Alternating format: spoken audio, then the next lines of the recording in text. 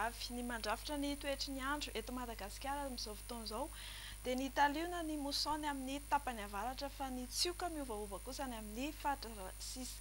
Ny mpampiasa ranomasina amin'ny morontsiraka atsimo andrefana sy atsimo atsinanan'ny nosy dia mila mitandrina ihany koa fa ho avy dia ho avy ny onja ary ahery be ny ranomasina. Dia izay no mahakasika an'iva toy izao ny tsipiriany amin'ny toetry ny andro no vinavinaina amin'ny rapitso alatsinainy ho amin'ny maraina dia andrahoana ny andro manerana ny Madagasikara fa arahana orana tandrifin-drahona izany.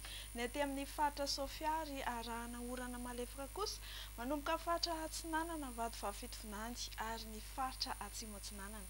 Ho amin'ny rapitso tolakandro dia anorana avokoa manerana ny nositsika afa-tsy ny amin'ny faritra Boeny sy Melaky ary Betsiboka ary ny aty amin'ny ray apahatelo atsimony Madagasikara aty no hifany dia miasa ny rahona sy ny masoandro.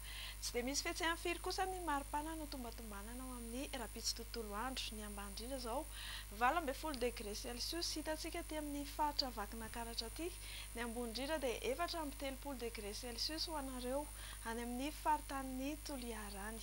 Raha ivoaka ivelan'ny Gasikara indray ianao ka tojo amin'ireto faritra manaraka ireto dia tsara ho fantatra ihany anoram-baratra ao amin'ny rapitso any Bangkok, Seychelles sy Comores, anorana tandrifin-drahona kosa any Maurice sy La Réunion, anorana tandrifin-drahona mety ho araha-kotroka indraindray faritra Johannesburg ary andrahoana ny andro faritra Paris, Milan sy Nairobi.